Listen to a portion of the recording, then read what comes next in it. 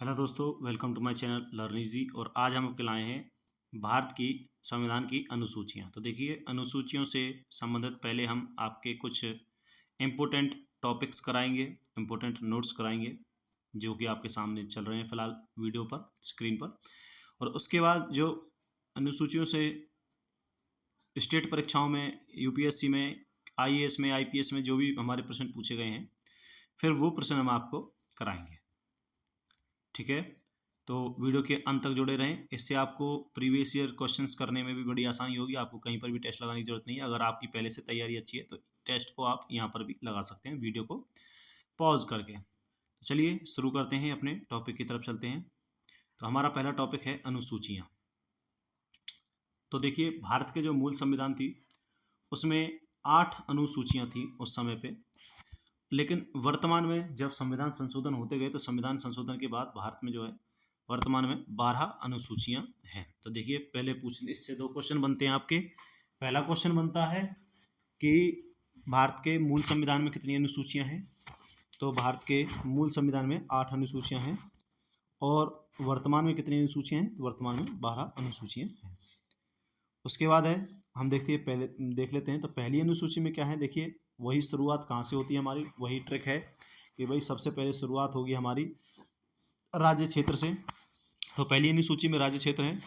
दूसरी अनुसूची में क्या है कि भाई जब आप राज्य क्षेत्र बनाते हो तो वहाँ पर जो है कुछ अधिकारियों की आपको नियुक्ति करनी पड़ेगी। और अधिकारी नियुक्ति से पहले क्या क्या मांगते हैं? पैसा मांगते हैं। तो इसका मतलब है दूसरी अनुसूची में अधिकारियों का वेतन, भत्ते और पेंशन है। जब वो तीसरी अनुसूची की तरफ चलते हैं, जब उनको जो है उस अपने पैसे से संतुष्ट हो जाते हैं, तब वो शपथ लेते हैं अपने पदों पर। जब उनको पैसा ही अच्छे से नहीं मिलेगा तो वो शपथ नहीं लेते हैं।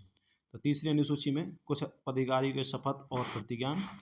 बात करते हैं चौथी अनुसूची। तो चौथी अनुसूची मतलब कुछ जो स्पेशल राज्य हैं। चौथा मतलब जो एक मराठा साम्राज्य में टैक्स हुआ करता था। टैक्स मतलब कि कुछ स्पेशल आदमियों को टैक्स दिया जाता था। तो आप चौथ याद कीजिए।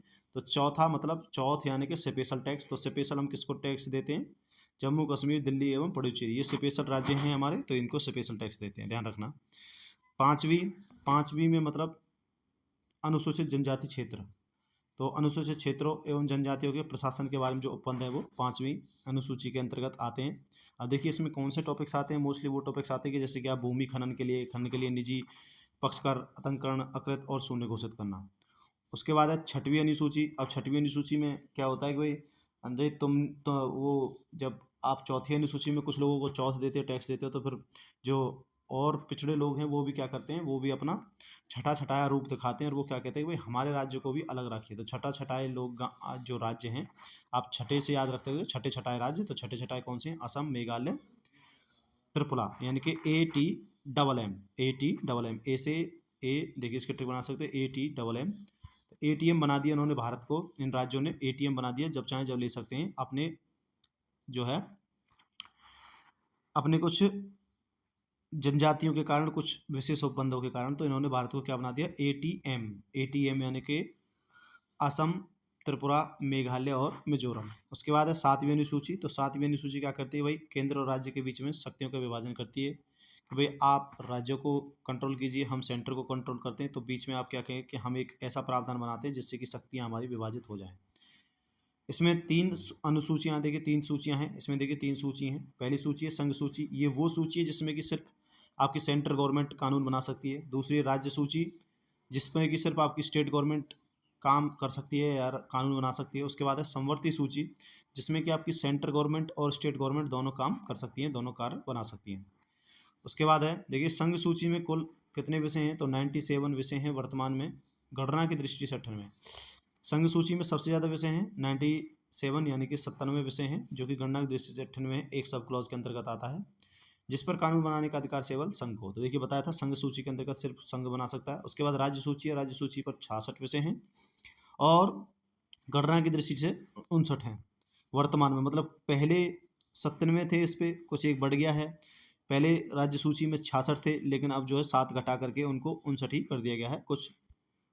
उसके बाद है संवर्ती सूची। इसमें 47 विषय थे, 47 विषय थे पहले, लेकिन अब वर्तमान में कितने हैं? 52 हैं। आपसे मूल पूछा जाए तो मूल में 47 थे, वर्तमान में कितने हैं? 52 यानी कि 5 इसमें ऐड कर दिया है।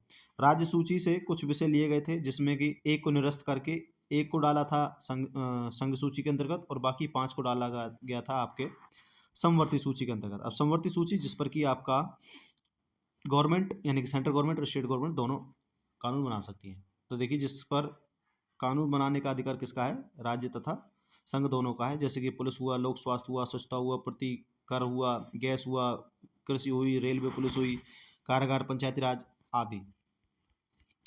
देखिए उसके बाद क्या है? 8वीं अनुसूची है। 8वीं अनुसूची में जो है इसमें भारतीय संविधान द्वारा मान्यता प्राप्त 22 भाषाएं हैं। गवर्नमेंट ने जिस 22 भाषाओं को मान्यता दे रखी है। मान्यता प्राप्त 22 भाषाओं से हमारा मतलब क्या है कि मतलब आप उन 22 भाषाओं में आप कोई भी गवर्नमेंट की प्रक्रिया को कर सकते हो। आपको कोई रोक टोक नहीं रहेगी, आपको बिल्कुल सेवा दी जाएगी उन 22 भाषाओं की जो कि संविधान के अंदर लिखी हुई है। उसके बाद है इसमें मूलतः 14 भाषाएं थी, लेकिन वर्ष 1967 में सबसे पहले सिंधी को 21वें संविधान संशोधन के तहत जोड़ा गया था। देखिए ये क्वेश्चन बहुत इंपॉर्टेंट बन जाता है, इसको मोस्ट इंपोर्टेंट कर लीजिए कि सबसे पहली जुड़ने वाली भाषा कौन थी? तो वो सिंधी थी, जिसको कि 21वें संविधान संशोधन के अंतर्गत 1967 में जोड़ा गया था। उसके बाद जो है वर्ष 1992 में कोंकणी, नेपाली, मणिपुरी को 71वें संविधान संशोधन। तो पूछ लिया जाता है कि नेपाल, कोंकणी और मणिपुरी को कब जोड़ा गया था? तो 71वें संविधान संशोधन के तहत जोड़ा गया था 1992 में। उसके बाद 2004 में संथाली, डोंगरी, मैथिली, बोडो 52वें संविधान संशोधन के तहत 92वें संविधान संशोधन के तहत 2004 में इनको जोड़ा गया था। उसके बाद है 2003 द्वारा जो है 8वीं अनुसूची को शामिल किया गया था। तो ध्यान रखना 2003 के द्वारा कौन सी अनुसूची? 8वीं अनुसूची को शामिल किया गया था। 8वीं अनुसूची में बोडो को जो है जो संथाली, डोगरी, मैथिली और बोडो भाषा को 92वें संविधान संशोधन द्वारा 2003 में शामिल किया गया था। उसके बाद आती है 9वीं अनुसूची। 9वीं अनुसूची में विशिष्ट अधिनियम विनियमों का जो है विधामान्यकरण है। जो पहला संविधान संशोधन हुआ था वो हमारा 9वीं अनुसूची में, उसके द्वारा 9वीं अनुसूची ही बनी थी, जो कि 1991 में हुआ था। पहला संविधान संशोधन के तहत बनने वाली पहली अनुसूची जो थी वो 9वीं अनुसूची थी। और 9वीं अनुसूची में उस समय के तत्कालीन प्रधानमंत्री जवाहरलाल नेहरू के कार्यकाल के दौरान भारतीय संविधान में शामिल किया गया था। इसमें अनुसूची में लगभग 282 अधिनियम बनाए गए थे वापस से। उसके बाद है 10वीं अनुसूची। तो 10वीं अनुसूची में क्या हुआ था कि दल बदल परिवर्तन। उसके बाद देखो कोई जीतने के बाद कोई किसी पार्टी में भाग जाता था, कोई किसी पार्टी में, तो इसको रोकने के लिए बाद में क्या बनाया? 10वीं अनुसूची बनाई गई थी 52वें संविधान संशोधन 1985 के तहत। तो 10वीं अनुसूची कब बनाई? 52वें संविधान संशोधन 1985 के बाद 11वीं अनुसूची। तो 11वीं अनुसूची के अंदर पंचायतें बनाई गई, प्राधिकार बनाए गए, उनके कुछ दायित्व भी और विशेष उपबंध भी बनाए गए, जो कि 73वें संविधान संशोधन 1992 द्वारा बनाए गए थे। तो ध्यान रखना 73वें संविधान संशोधन द्वारा क्या बनाई गई थी? 11वीं अनुसूची। और 52वें संविधान संशोधन 1985 द्वारा 10वीं अनुसूची। उसके बाद इस अनुसूची में पंचायती राज से संबंधित जो है 29 विषय हैं। किसमें? आपके कई बार सिर्फ यही पूछा जाता है कि जो 11वीं अनुसूची है इसमें पंचायती राज से संबंधित कितने विषय हैं? तो 29 विषय हैं। उसके बाद है 12वीं अनुसूची। 12वीं अनुसूची नगर पालिकाओं के लिए बनाई गई थी और ये 74वें संविधान संशोधन 1992 के द्वारा जोड़ी गई थी और इसमें कुल 18 विषय हैं। सेपरेट क्वेश्चन पूछा गया है, एक बार नहीं कई बार पूछा गया है कि पंचायती राज्य से संबंधित में कितने विषय हैं? 29, और नगर पालिकाओं से संबंधित कितने विषय हैं? 18 विषय। तो ये भी आपको ध्यान रखना है। पंचायत जो 11वें में है, नगर पालिका जो है 12वें में है, दोनों के दोनों 1992 के संविधान संशोधन 73 और 74 के द्वारा जोड़े गए थे। अब कुछ क्वेश्चन हैं, इस क्वेश्चन को देख लेते हैं। तो देखिए सबसे पहले भारत में कुल कितनी अनुसूचियां हैं? तो भारत में कुल आज के टाइम में जो कुल अनुसूचियां वो 12 हैं। तो ऑप्शन इसका राइट आंसर हो जाएगा 12। नेक्स्ट क्वेश्चन है भारतीय संविधान में है कितनी अनुसूचियां? भारतीय संविधान 9 अनुसूचियां, 12 अनुसूचियां, 10 अनुसूचियां, 11 अनुसूचियां। तो ये क्वेश्चन आपका सेम है, 12 अनुसूचियां। देखिए बस वो क्या करता है, एक ही स्टेट के अंदर एमपीपीसीएस प्री 1990 और 2010 के अंदर उसने बस क्वेश्चन की लैंग्वेज चेंज की है और पूरा का पूरा क्वेश्चन वही डाल दिया है। तो 12 अनुसूचियां हैं, इसको देखने की जरूरत है नहीं। उसके बाद है निम्नलिखित कथनों पर विचार कीजिए, इनमें से कौन सा सही है? तो देखिए भारत के संविधान में 20 भाग हैं, नहीं, भारत के संविधान में 22 भाग हैं, ये सभी को पता है। उसके बाद भारत के संविधान में कुल अनुच्छेद 390 है, नहीं, ये 390 अनुच्छेद 390 नहीं, अनुच्छेद 395 है। उसके बाद है भारत के संविधान में 9वीं, 10वीं, 11वीं और 12वीं अनुसूची संविधान संशोधन अधिनियम द्वारा जोड़ा गया था, बिल्कुल सही है। 9वीं 10वीं 11वीं और 12वीं जो 4 अनुसूचियाँ संविधान संशोधन करके जोड़ी गई थी, तो सिर्फ केवल सी इसका राइट आंसर हो जाएगा। नेक्स्ट की तरफ चलते हैं। क्वेश्चन नंबर 4 है हमारा, भारतीय संविधान की निम्न दी गई अनुसूचियों में कौन सी एक राज्य के नामों, सूची तथा उनके क्षेत्रों का ब्यौरा देती है? तो पहली अनुसूची आपको पता है राज्यों का बारे में और राज्य के उसके क्षेत्रों के बारे में पहला ब्यौरा देती है आपकी पहली अनुसूची। ऑप्शन इसका राइट आंसर हो जाएगा, पहली अनुसूची। देखिए एक बार फिर से जो है आपको रिवीजन करा देते हैं। तो पहली अनुसूची में क्या है, राज्य संघ क्षेत्रों के नाम विस्तार। दूसरी अनुसूची में संवैधानिक अधिकारियों के वेतन। तीसरी में उनके शपथ और प्रारूप। और चौथी में जो है राज्यसभा में सीटों का आवंटन चौथी अनुसूची के अंतर्गत है। क्वेश्चन नंबर 5वां है, यदि भारत राज्य के एक नए संघ का सृजन करता है तो संविधान के निम्नलिखित किस अनुसूचियों में एक अवश्य संशोधन किया जाना चाहिए? तो देखिए जब ये कह रहा है कि जब भारत कोई नए राज्य बनाता है तो उसमें किस संविधान की अनुसूची में जो संशोधन होगा, तो पहली में ही होगा। तो पहली के अंदर ये हमारा जो है राज्य क्षेत्र के अंतर्गत जो क्षेत्र आते हैं, राज्य संघ के अंतर्गत क्षेत्र आते हैं। क्वेश्चन नंबर 6 है, भारत के संविधान की चौथी अनुसूचित विवेचित करती है। तो चौथी अनुसूची के अंतर्गत जो है आपको पता है राज्यसभा के अंदर सीटों का आवंटन है, पहले भी बताया था आपको, पहले क्वेश्चंस में करा दिया। ये यूपीपीसीएस मेंस 2015 में पूछा हुआ प्रश्न है, हाल ही में पूछा हुआ प्रश्न है। रिपीटेड होने के क्वेश्चंस के रिपीट होने के बहुत ज़्यादा चांसेस है, ठीक है। तो देखिए इनमें से भारतीय संविधान की तृतीय अनुसूची में क्या उपबंधित है? तो देखिए ये पूछ रहा है कि तीसरी अनुसूची में क्या दिया गया है। तो देखिए तीसरी अनुसूची में आपको पता है जब पहले में राज्य है, दूसरे में उनको अधिकारी को वेतन और तीसरे में फिर वो क्या करते हैं, अपनी शपथ लेते हैं। तो संघ के मंत्री के लिए शपथ का प्रारूप बिल्कुल है। दूसरा, उच्चतम न्यायालय के मुख्य न्यायाधीश द्वारा ली जाने वाली शपथ बिल्कुल है। भारत के राष्ट्रपति के पद की शपथ का प्रारूप ये नहीं है बस। उसके बाद संसद के द्वारा सदस्य द्वारा ली जाने वाली शपथ का प्रारूप ये भी है। तो 1 2 4 यानी कि ऑप्शन सी इसका राइट आंसर हो जाएगा।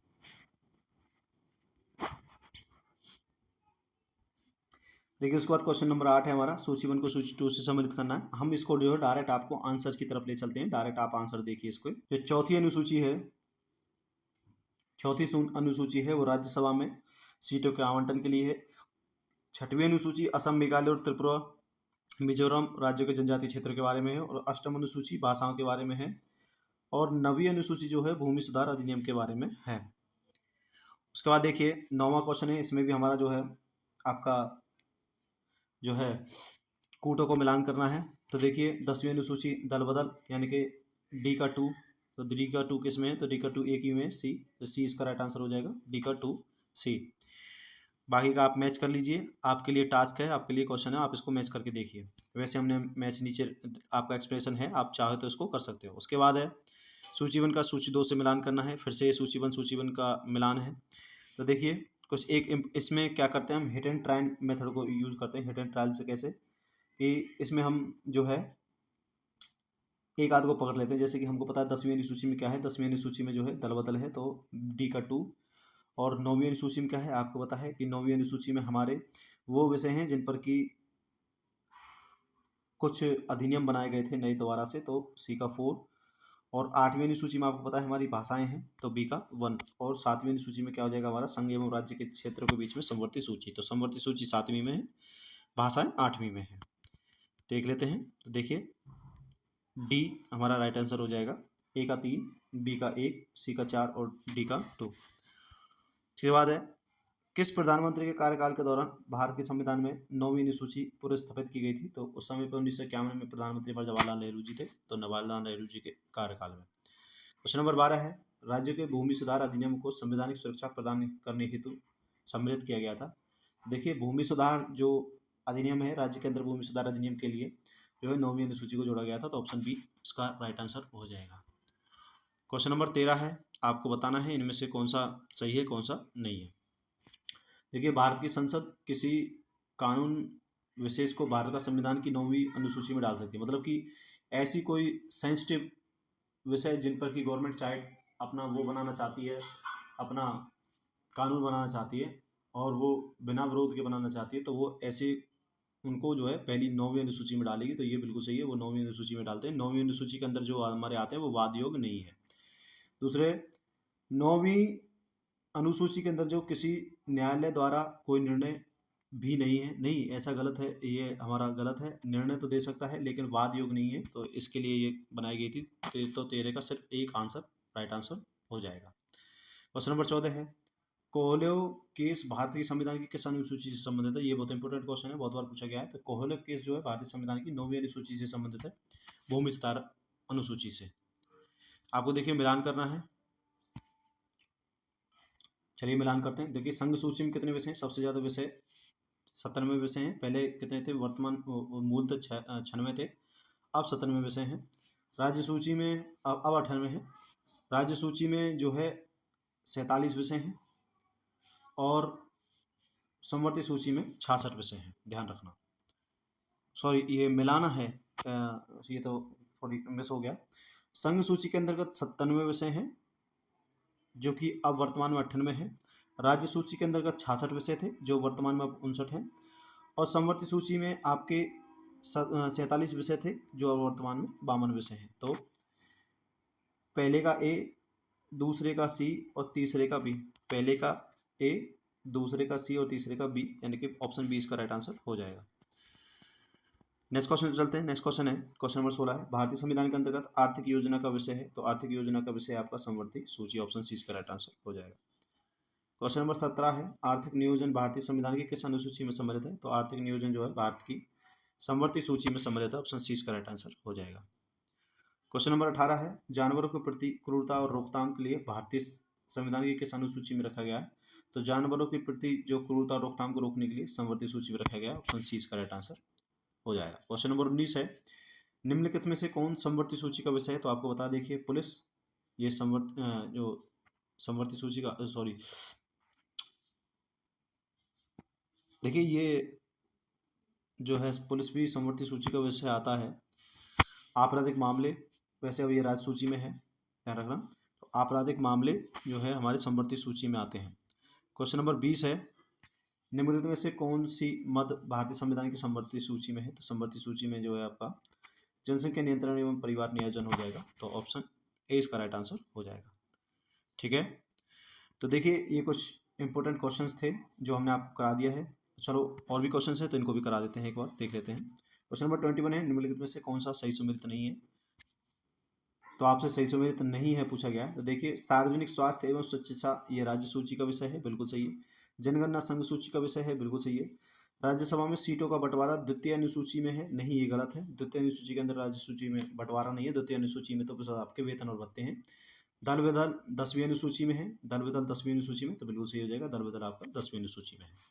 तो बस ऑप्शन सी यानी कि राज्यसभा में सीटों का बंटवारा ये द्वितीय अनुसूची में नहीं है, ध्यान रखना। क्वेश्चन नंबर 22 है, निम्नलिखित में से कौन सा विषय समवर्ती सूची का विषय है? तो समवर्ती सूची में आपकी आती है शिक्षा। शिक्षा पर दोनों ध्यान देंगे। जो बाकी कृषि, पुलिस, रक्षा ये राज्य सूची के विषय, रक्षा जो है आपका संघ सूची का विषय है, कृषि और पुलिस आपके राज्य सूची के विषय हैं। क्वेश्चन नंबर 23 है, शिक्षा जो प्रारंभ में राज्य सूची का विषय थी उसे समवर्ती सूची में स्थानांतरित किया गया था। पहले जो शिक्षा थी वो राज्य सूची का विषय थी, लेकिन बाद में उसे समवर्ती सूची में लाया गया। ये लाया गया था 42वें संविधान संशोधन, ऑप्शन सी इसका राइट आंसर हो जाएगा।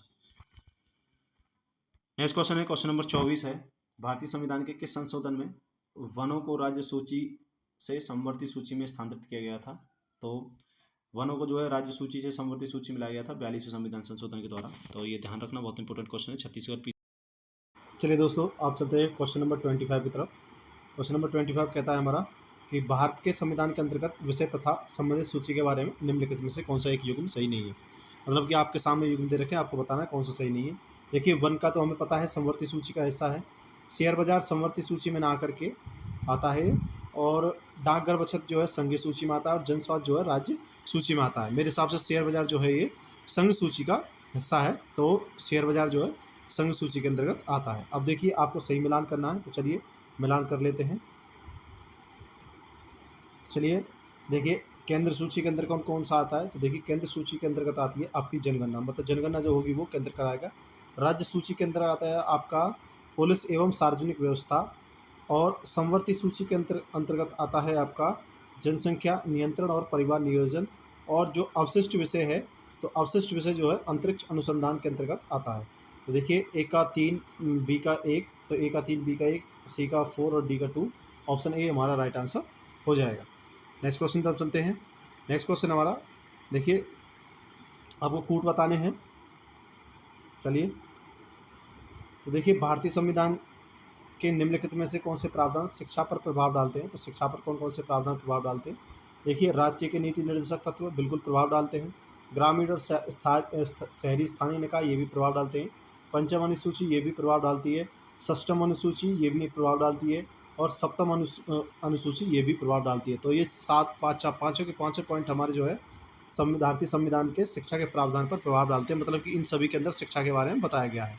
तो ऑप्शन डी यानी कि 1 2 3 4 5 इसका राइट आंसर हो जाएगा।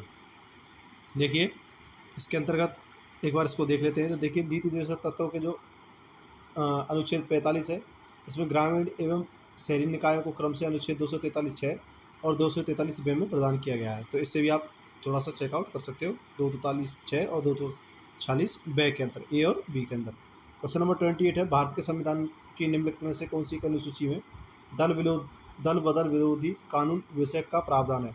देखिए, दल बदल विरोधी जो है 52वां संविधान संशोधन हुआ था और ये थी 10वीं अनुसूची जोड़ी गई थी 52वें संविधान संशोधन के अंतर्गत 1985 में। तो ये हमारी दल बदल से संबंधित है। नेक्स्ट क्वेश्चन है, भारतीय संविधान के किस अनुसूची में दल बदल विरोधी कानून को रखा गया। तो देखिए, वही 10वीं अनुसूची हो जाएगा। 10वीं अनुसूची हमारा आपका आंसर यहाँ पर मिलेगा।